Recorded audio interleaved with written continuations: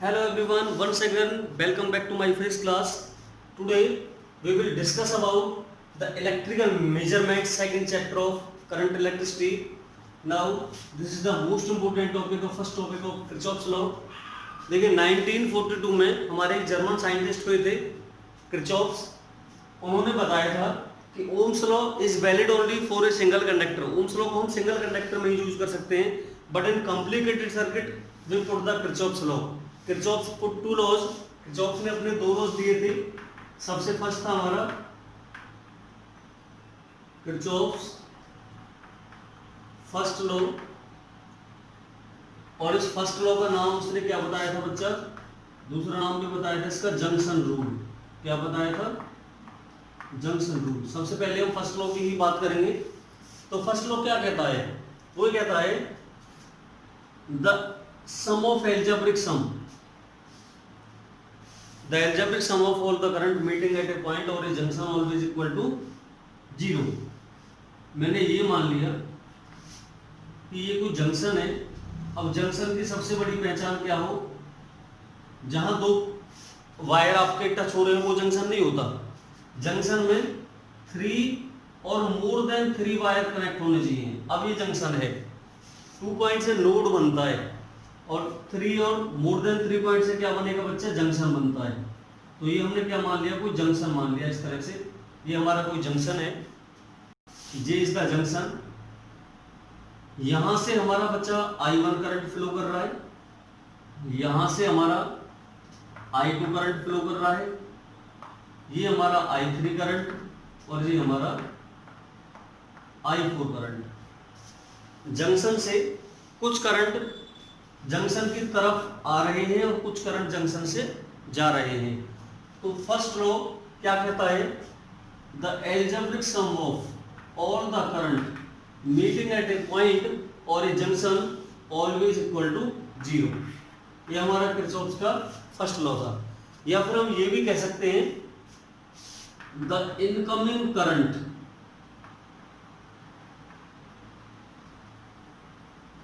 Always equal to the outgoing current. हमेशा आने वाले करंटों का सम इक्वल रहता है जाने वाले करंटों के सम के।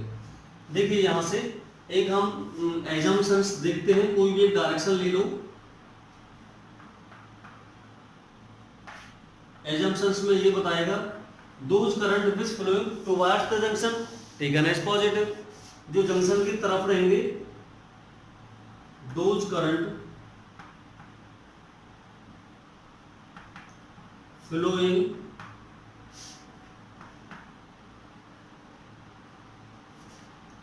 टुवर्ड्स द जंक्शन, जो भी करंट हमारे जंक्शन की तरफ चल रहे हैं टेकन एज पॉजिटिव, उनको क्या ले लेंगे बच्चा? हम पॉजिटिव। दूसरा, दोज करंट फ्लोइंग अवे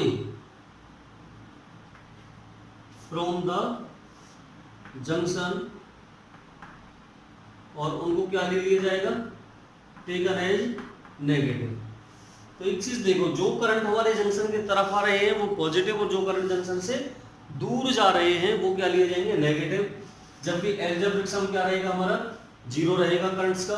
अब देखिए आने वाले करंट इस डायग्राम में मैं लगा देता हूं किरचॉफ्स का फर्स्ट लॉ। आने वाला करंट हमारा I1 है, पॉजिटिव लिया जाएगा बच्चा। I1 taken as positive, plus जो I2 है वो भी जंक्शन की तरफ आए तो ये भी क्या लिया जाएगा? पॉजिटिव। जो जंक्शन से बाहर जा रहे हैं वो क्या लिया जाएगा बच्चा?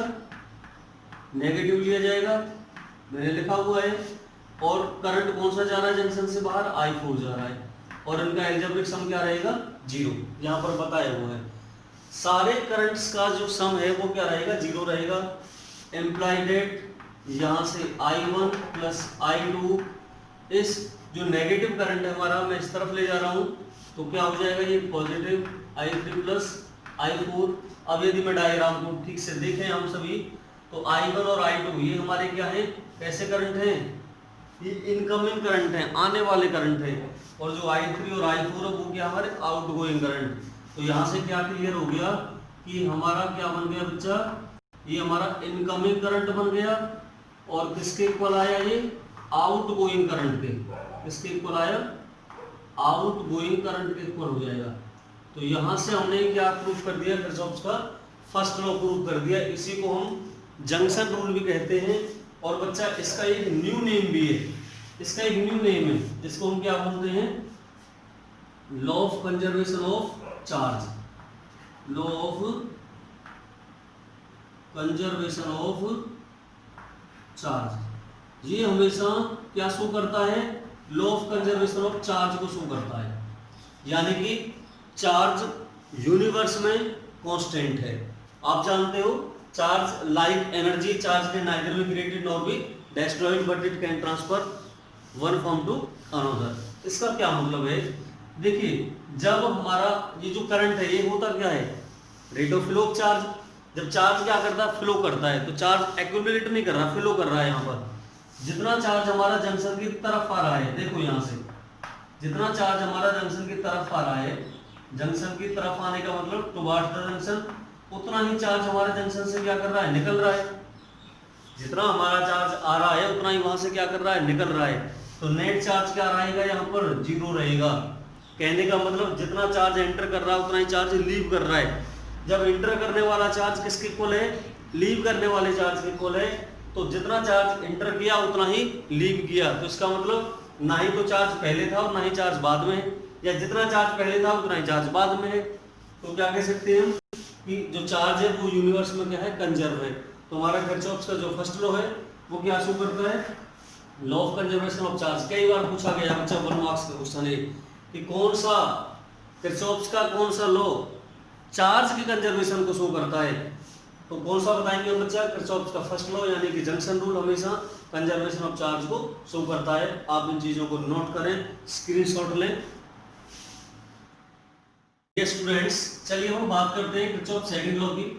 किरचॉफ सेकंड लॉ को ही हम लूप रूल कहते हैं, इसी को हम वोल्टेज रूल कहते हैं, यानी कि KVL, Kirchhoff's voltage loop, voltage rule.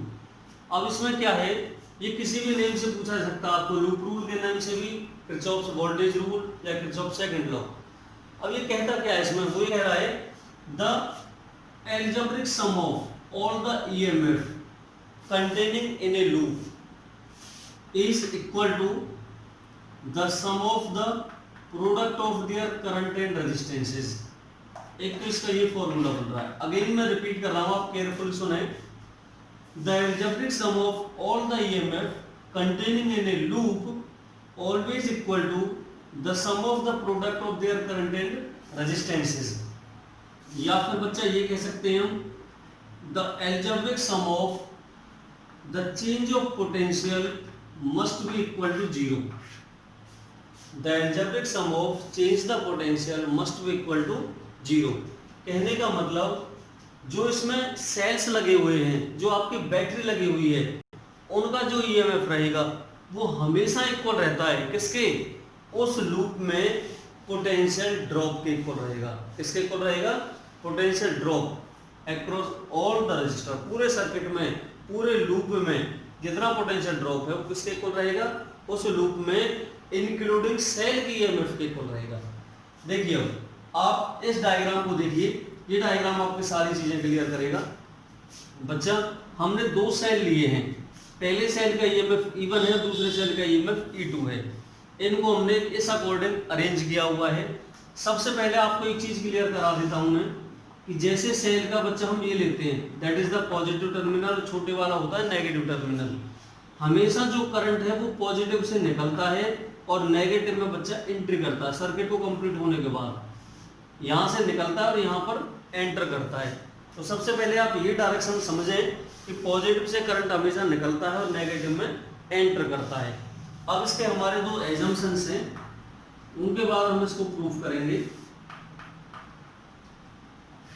वो ये क्या बताता है कि कोई भी आप एक डायरेक्शन ले लो, चाहे आप एंटी क्लॉकवाइज ले लो, चाहे आप क्लॉकवाइज ले लो, एक डायरेक्शन को आप पॉजिटिव पकड़ लो तो दूसरी डायरेक्शन ऑटोमेटिकली क्या हो जाएगी, उसकी नेगेटिव रहेगी।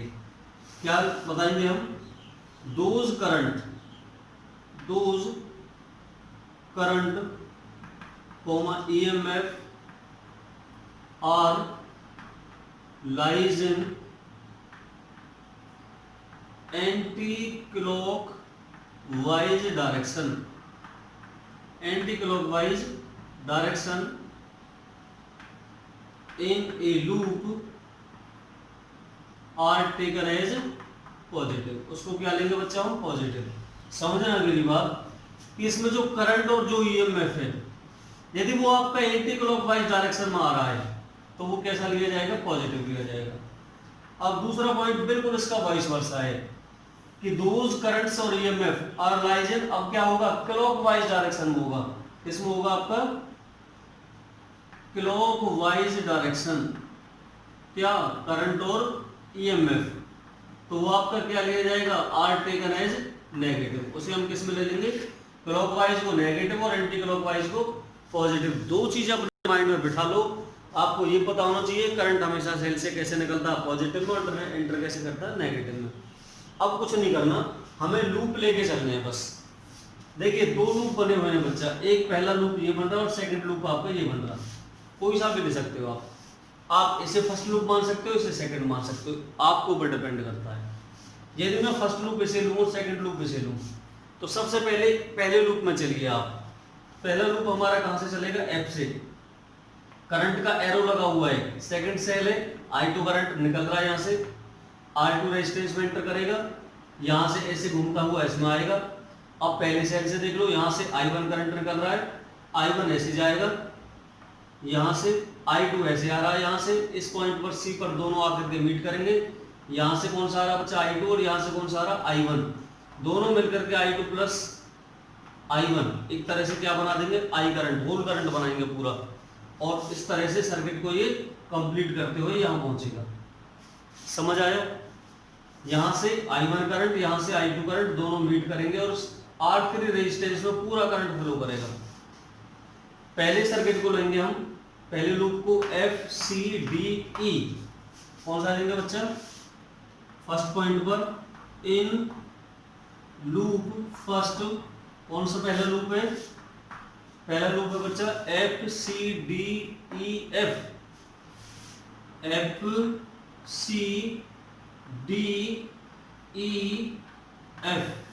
याद रखना, F से स्टार्ट होना तो F एंड होना हमारा, तभी हमारा लूप क्या होगा? क्लोज्ड होगा. क्लोज्ड सर्किट बनेगा, क्योंकि किरचॉफ सेकंड लॉ हमेशा क्लोज्ड सर्किट में लगता है. क्लोज का मतलब लूप में लगता है. देखिए अब यहाँ से एंटी क्लॉकवाइज डायरेक्शन ये होगी हमारी. या तो एंटी क्लॉक ले लो या आप क्लॉक ले लो, आपकी मर्जी है, जैसा आपका मन करे. यदि हम एंटी क्लॉकवाइज डायरेक्शन को पॉजिटिव लेंगे तो क्लॉकवाइज क्या हो जाएगी? नेगेटिव हो जाएगी. और यदि हम क्लॉकवाइज को पॉजिटिव लेंगे तो एंटी क्लॉक क्या हो जाएगी? नेगेटिव.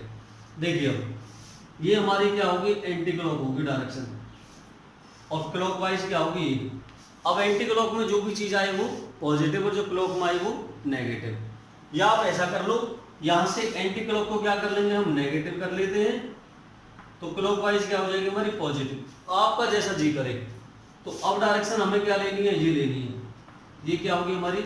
अब क्लॉकवाइज होगी इस तरह से घड़ी की दिशा में. इसको क्या ले लिया हम? पॉजिटिव. ये क्लॉकवाइज को पॉजिटिव और एंटी क्लॉक को नेगेटिव. तो क्लॉकवाइज लेनी है हमें. यहाँ से चलिए, जो ईएमएफ है वो सही चल रहा है हमारा, एंटी क्लॉक में पॉजिटिव लिया जाएगा. करंट भी हमारा इसी डायरेक्शन में एरो लग रहा है, ये भी पॉजिटिव लिया जाएगा. ये ही सेम डायरेक्शन चल रही है, तो इसमें सारी चीजें क्या आएंगी बच्चा? पॉजिटिव आएंगी. सारी चीजें क्या आएंगी? पॉजिटिव. फिर दोबारा से देख लो, हमें डायरेक्शन ये लेनी है. ये का मतलब इस तरह से, ऐसे समझो, ऐसे. यानी कि F से C, C से D, D से E, F C D E F, इस तरह से. तो यहाँ से एरो हमारा जो करंट है वो पॉजिटिव से निकल रहा है, सही चल रहा है. एरो भी यही है और हमारी डायरेक्शन भी यही है, क्लॉकवाइज. तो ये सभी क्या हैं? सही डायरेक्शन में चले हुए हैं. एरो सही लग रहे हैं हमारे, इसका मतलब क्या होगा? ये पॉजिटिव होगा. तो इस लॉ के अकॉर्डिंग देखिए, इस लूप में केवल एक ही सेल आ रहा है जिसका ईएमएफ E2 है, क्योंकि ये तो हमारे फर्स्ट में चला गया. इसमें केवल E2 ही है. तो यहाँ आप लिखना चाहें लिख सकते हैं, there are only single cell in loop first. पहले लूप में केवल सिंगल सेल है, तो टोटल ईएमएफ कितना होगा? सो टोटल ईएमएफ बच्चा हमारा E2 हो जाएगा, और वो भी पॉजिटिव होगा क्योंकि डायरेक्शन हमने पॉजिटिव कौन सी ली है, क्लॉकवाइज ली है। अब आइए इसके according sum of the EMF कितना हमारा E2 है इज इक्वल टू, अब sum of the product of current and distance, जो हमारा I2 करंट निकला सबसे पहले R2 में गया तो इनका प्रोडक्ट क्या बनेगा, पोटेंशियल ड्रॉप रहेगा जो I2 R2 ये रहेगा, और ये कैसा रहेगा बच्चा, पॉजिटिव रहेगा क्योंकि डायरेक्शन भी हमारी क्या है, क्लॉकवाइज में है करंट की। अब देखिए करंट की डायरेक्शन यहाँ भी क्या है, क्लॉकवाइज में ये, तो इसमें कितना करंट जा रहा है, अब इसमें करंट जो जाएगा बच्चा वो दोनों का सम जा रहा है, I1 यहाँ से आ रहा है, I2 यहाँ से आ रहा है, तो R3 रेजिस्टेंस में हमारा टोटल करंट जा रहा है I1 प्लस I2, और वो किस में है, क्लॉकवाइज में, तो पॉजिटिव रहेगा, यानी कि कितना होगा बच्चा, I1 प्लस I2 और इनटू कितना हो जाएगा हमारा R3। आगे हमारा कोई रेजिस्टेंस है ही नहीं, हमारा लूप क्या हो गया, कंप्लीट हो गया।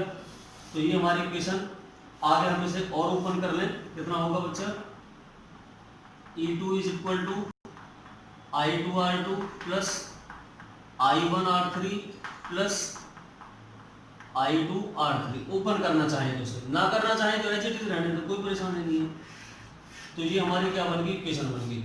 अभी हमने केवल पहले लूप को सॉल्व किया है, अब इसके बाद क्या करना हमें बच्चा, सेकंड लूप सॉल्व करना है। सेकंड लूप में लेंगे हम सबसे पहले, तो क्या करेंगे सेकंड लूप के लिए, मैं थोड़ा सा इसे ऊपर से साफ कर देता हूँ बच्चा आपकी सुविधा के लिए, ताकि आपको किसी तरह की कोई डिस्टरबेंस नहीं हो।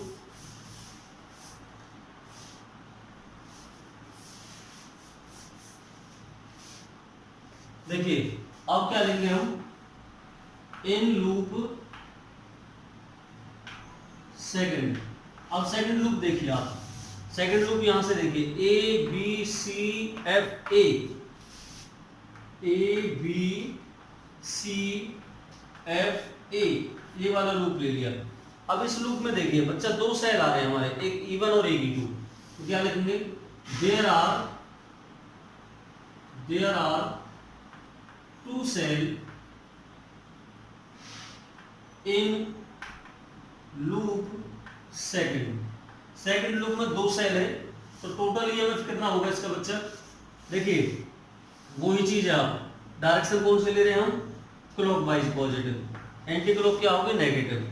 तो यहां से चलेंगे हम, करंट की डायरेक्शन हमारे साथ साथ है और पॉजिटिव से निकल रहा है, इसका मतलब सेल की भी डायरेक्शन हमारे साथ है, पॉजिटिव लिया जाएगा। ऐसे चल रहे हैं, ये भी हमारे साथ साथ है पॉजिटिव। आहा ये देखिए यहाँ घूम गया सारी चीज, क्या हो गया यहाँ, ये तो हमारे साथ साथ था, हमारे साथ साथ है, लेकिन ये हमसे क्या है, अपोजिट। हम अंदर तरफ चल रहे हैं, किससे, क्लॉकवाइज डायरेक्शन में अंदर तरफ चल रहे हैं हम, लेकिन ये क्या है, बाहर की तरफ निकल रहा है। तो ये जो करंट रहेगा I2 R2 पोटेंशियल ड्रॉप, वो क्या रहेगा, नेगेटिव, और सेल का ईएमएफ भी क्या होगा, नेगेटिव। क्यों, क्योंकि इसमें इस तरफ निकल रहा है, जबकि हमारी डायरेक्शन चलने की ये है। तो यहाँ से जो नेट ईएमएफ रहेगा, E1 तो रहेगा बच्चा पॉजिटिव, और E2 क्या रहेगा हमारा, नेगेटिव। ये चीज याद रखने वाली है यहाँ पर। अप्लाई करो आप इसे, E1 minus E2 is equal to, जो ये करंट जाएगा हमारा पॉजिटिव, यानी कि I1 R1 potential drop positive रहेगा, I1 R1। यहाँ से हम इसमें जैसे एंटर करेंगे तो ये टर्म क्या हो जाएगा हमारे बच्चा, नेगेटिव I2 R2, और इस तरह से नेगेटिव के साथ साथ लूप को क्या कंप्लीट करता हुआ जाएगा। तो ये हमारी क्या बन जाएगी बच्चा, सेकंड इक्वेशन बन जाएगी यहाँ से, क्योंकि ये हमारा फर्स्ट लूप में था, ये इस वाले सेकंड लूप में इंक्लूड नहीं होगा जो R3 है। तो यहाँ से हमारी ये क्या बनेगी, सेकंड इक्वेशन। यदि मैं इसको यहाँ से, that is first, that is second and that is third equation. आप एक बार इस टॉपिक को पुनः सेल्फ रिवाइज करें, रिटर्न करें, बहुत अच्छा टॉपिक है, सबसे ज़्यादा इंपॉर्टेंट है, कई बार पूछा गया है एग्जाम में। इसके बेसिस पर मैं एक न्यूमेरिकल जरूर कराऊंगा आपको, तब तक आप इसको नोट करें, स्क्रीनशॉट लें, अंडरस्टैंड करें। डियर स्टूडेंट्स, बहुत अच्छा क्वेश्चन है, कई बार आपके बोर्ड एग्जाम में, कॉम्पिटिटिव एग्जाम में, ये नीट के एग्जाम में भी पूछा हुआ क्वेश्चन है। देखिए इस तरह से दो सेल दे दिए हमको, पहले सेल का ईएमएफ 12 वोल्ट है और दूसरे सेल का ईएमएफ आपका 6 वोल्ट है। 6 वोल्ट के साथ एक छोटा इंटर रेजिस्टेंस है सेल का 1 ओम का, और जो E1 पहला सेल है उसका इंटर रेजिस्टेंस है हमारा कितना, 2 ओम का। बीच में बच्चा सर्किट के बीचों बीच एक हमें एक्सटर्नल रेजिस्टेंस को 4 ओम का एक्सटर्नल रेजिस्टेंस कनेक्ट किया हुआ है और उसने ये पूछा है कि इस सेल से कितना करंट निकलेगा और इस सेल से कितना करंट निकलेगा। दोनों सेल से निकलने वाले करंट की वैल्यू पूछी है। मतलब पहला सेल है तो पहले सेल से I1 करंट निकलेगा, दूसरे सेल से I2 करंट निकलेगा। अब I2 ऐसे गया हमारा, I1 ऐसे आया, that is the I1 current and that is the I2 current. दोनों I1 I2 आकर के आपके A पॉइंट पर मीट करेंगे और A पॉइंट पर मीट करते दोनों करंट जुड़ जाएंगे। जुड़ने के बाद, ऐड होने के बाद आपके एक्सटर्नल रेजिस्टेंस R से पास होंगे। तो जो R रेजिस्टेंस से पास होगा करंट वो रहेगा हमारा I1 plus I2 is equal to I के। टोटल करंट I पास होगा किससे? R रेजिस्टेंस से। तो उसने पूछा है कि इस सर्किट में I1 की वैल्यू कितनी है और आपके I2 की वैल्यू कितनी है। The current flowing through the each cell calculate करना हमें। सबसे पहले देखिए बच्चा, इसको क्या मान ले हम, लूप नंबर फर्स्ट, और इसको क्या मान ले, लूप नंबर सेकंड। आपको वही चीज याद रखनी है कि जो भी चीज हमारी केस में हो। अब देखिए डायरेक्शन आपके मन मर्जी है, जो आपके मन करे। यहाँ पर पॉजिटिव इस तरफ है तो आप कोई भी डायरेक्शन एक ले सकते हैं, चाहे आप एंटी क्लॉकवाइज डायरेक्शन को पॉजिटिव लें, चाहे आप क्लॉकवाइज को पॉजिटिव लें, उसके भी आपसे बड़े आराम से निकल जाएगा। लेट अस सपोज मैं इसे लेता हूँ, ये हमारी जो डायरेक्शन है दैट इज द कौन सी है, ये हमारी एंटी क्लॉक है। इसको मैं एंटी क्लॉक को ले लेता हूँ बच्चा पॉजिटिव, एंटी क्लॉक को पॉजिटिव, तो क्लॉकवाइज क्या हो जाएगी, अपने आप नेगेटिव होगी। पहले सेल में, पहले लूप में लेते हैं हम इन लूप फर्स्ट। पहला लूप देखिए, कौन सा लूप है बच्चा, पहला हमारा, यहां से देखिए A B C B A, A B C B A, ये हमारा पहला लूप हो गया। और डायरेक्शन हमने जो लूप के लिए वो भी कौन सी ली है, एंटी क्लॉक ली है। एंटी क्लॉक में हमको चलना है, जो हमारे साथ साथ आए पॉजिटिव, जो हमसे उल्टा चलता हुआ मिले वो नेगेटिव। देखिए ऐसे देखिए आप, ए से डी गई हम, एरो हमारे साथ साथ है, यानी कि ये करंट इसमें से जो पास होगा वो एंटी क्लॉक नहीं होगा, पॉजिटिव। ऐसे गई हम, इसमें से जो भी करंट निकलने के बाद जो ऐसे पास होगा वो क्या होगा, हमारा पॉजिटिव। और सेल का ये भी हमारा ऐसे निकल रहा है यहाँ से, तो ये भी क्या रहेगा, पॉजिटिव। कहने का मतलब हम किरचॉफ का सेकंड लॉ अप्लाई करेंगे यहाँ पर, अप्लाइंग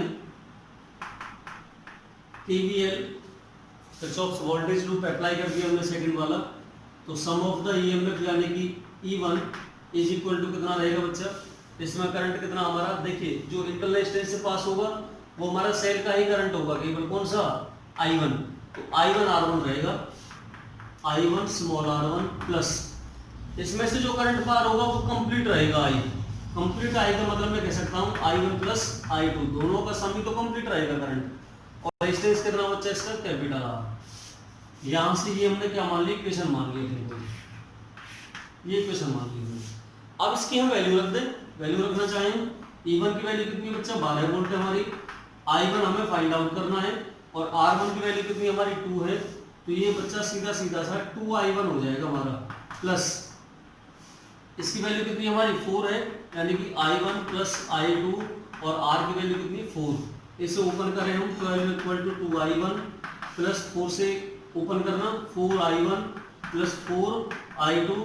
बच्चा इक्वेशन को हम अच्छे से बना लें, 2 और ये क्या नाम है, 2 और 4 कितना हो गया, 6I1 हो जाएगा, प्लस 4 कितना हो जाएगा I2, and it makes the equation number first. पहली इक्वेशन बना ली हमने, बिल्कुल सेम एज। अब क्या लेंगे बच्चा हम, इन लूप सेकंड। अब सेकंड लूप ले लो आप, नीचे वाला कौन सा, FEDAF,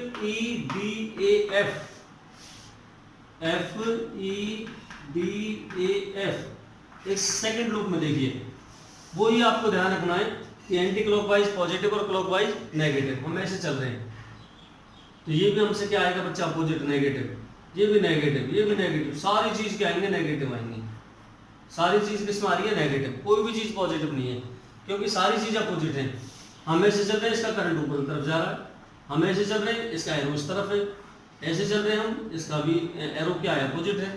तो सारी चीज क्या आएंगी, नेगेटिव आएंगी। नेगेटिव का मतलब हम ये दिखा सकते हैं कि जो माइनस E है इज इक्वल टू, ये E कौन सा है, E2 है, तो E2 आएगा, क्योंकि ये भी अपोजिट है। अब यहाँ से हम ऐसे चल रहे हैं, तो करंट कितना है इसमें बच्चा, I2 इस पूरे सेकंड लूप में, यहाँ से यहाँ, जहाँ तो I2 है यहाँ कंप्लीट I रहेगा। तो I2 किसमें से, R2 में से पार हो रहा है, तो माइनस I2R2 ऐसे जाएंगे हम। तो इसमें कौन सा पार होगा बच्चा, हम तो ऐसे चल रहे हैं अपोजिट, तो इसमें कौन सा होगा पार, इसमें होगा minus I1 plus I2 into external resistance R, यही होगा। नेगेटिव से क्या कर दूं मैं, डिवाइड कर दूं पूरी इक्वेशन को, तो E2 मिक्स पॉजिटिव, ये भी हमारा क्या हो जाएगा बच्चा, पॉजिटिव होगा, और ये भी हमारा क्या हो जाएगा, positive I1 plus I2 into R।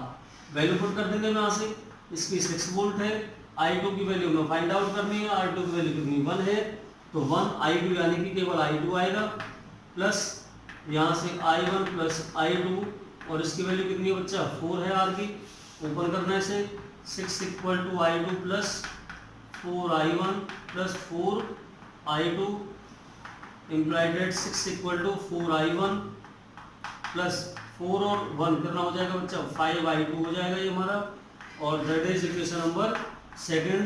अब आपको कुछ नहीं करना, आपने क्या है 10th क्लास में बहुत अच्छे से ये इक्वेशन आपने सॉल्व करना सीखा होगा, तो इन इक्वेशनों को सॉल्व करना हमें केवल 6I1 plus 4I2 is equal to 12, और यहाँ से बच्चा 4I1 plus 5I2 is equal to 6।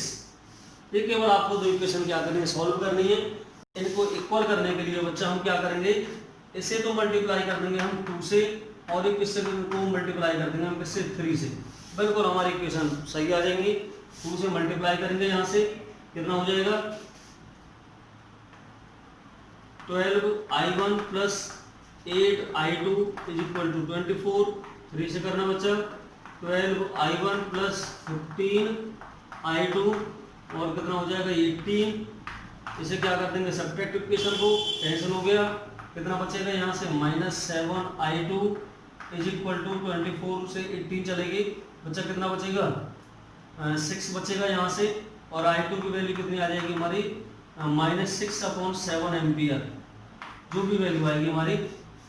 इस तरीके से हम इसकी वैल्यू कहाँ रख देंगे, इसकी वैल्यू रख देंगे हम इक्वेशन नंबर फर्स्ट में ला करके I2 की, तो यहाँ से क्या कैलकुलेट कर लेंगे हम, I1 कैलकुलेट कर लेंगे, I1 प्लस I2 दोनों का सम करके हम क्या निकाल सकते हैं, नेट करंट निकाल सकते हैं। बहुत आसान क्वेश्चन है, इस क्वेश्चन को आप कंप्लीट खुद करें, और इसी के बेसिस पर कम से कम आपको 2 क्वेश्चन और करने हैं।